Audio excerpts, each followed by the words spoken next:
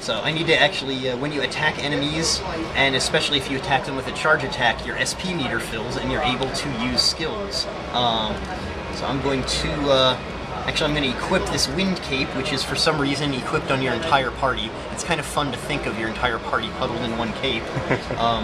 When you equip it, you're able to ride gusts of wind, which is fully controllable. You can just sort of hang around in the air gust as much as you want, which I kind of like. It's not automatic or anything. And yeah, I'm going to use one of Al's skills here, Rapid Snipe. Kablam. That enemy's toast. Enemies drop money and they drop items like bones and skin and such. And then during the dungeons, you're also often able to find like crystal deposits or plants that are growing, and you can pick them and you can take all that back to town and craft items and weapons with it. There's also this yellow meter on the side here. As you use skills, that thing fills up, and you're able to unleash what's called an extra skill, which essentially just eliminates everything on the screen or does a tremendous amount of damage to bosses. I will demonstrate that for you here. I'll use Adol's extra skill, Lunar Dragon Blade. Takes care of that enemy, and then kablam! So yeah, it's a very robust combat system, a lot of fun. The controls are amazing. Falcom is actually adapting these controls into a fighting game pretty soon, which is currently Japan only, but I guess if this game sells well enough, maybe we'll pick that one up too. It's a fighting game that pits East 7 characters versus Trails in the Sky characters. So buy the games and let us know that you want the fighting game. See, you guys have your marching orders. Yep. I've heard people talking about this. Yeah. It's not one I'm familiar with, but I'll have to give this one a try. Actually, I like these games. Yeah, it's a lot of fun. One thing I also wanted to note is something that a lot of portable games should do, and pretty much every portable game, save anywhere. Anywhere you want outside of boss battles. This may look like a save point here. It's actually what's called a retry point. If you die to a boss, or actually if you die outside of a boss battle, you can retry and you will immediately be warped back to this point with the exact experience and gold and items and everything you had when you touched it.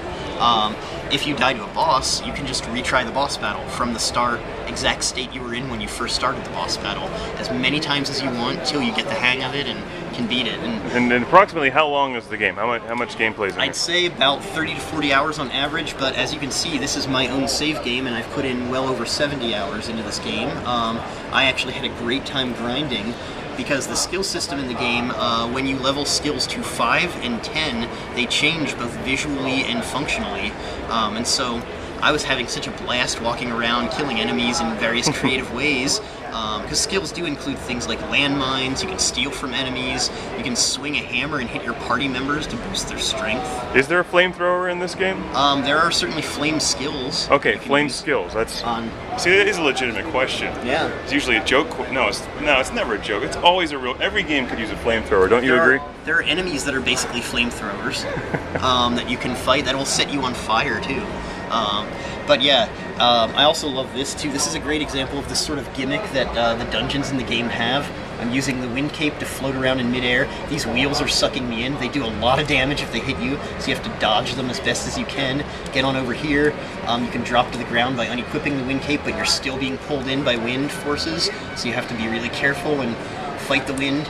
Use skills, but watch out for getting sucked down. Though if you fall, it's not instant death. You can fall down and... it's a slow, painful death. You'll just find an area down there. Sometimes there'll be a treasure in there even. So sometimes you get rewarded for failing. You were entirely too good at this game, first of all. He's like not even like blinking, just like... Well, I've played the heck out of this game. I'm pretty much Xseed's resident Falcom fanboy, so I love Falcom. I've got a nice collection of their games, and this is probably my favorite East title. I really, really love it. I think it's a great game. Story-wise, it is very straightforward, very simple, very classic and old school. It's like a warm blanket for RPG fans. It makes me feel like I'm a kid in my pajamas on Saturday morning, you know, playing my favorite Super Nintendo game or something. It's just amazing. All right, you just basically hooked half the audience right there. Any compliment towards the Super Nintendo, I know, does not go unnoticed. No, I used to always, you know, wake up Saturday morning, still in my pajamas, lie on the floor in front of my TV, play these games, and that's what all Falcom games basically.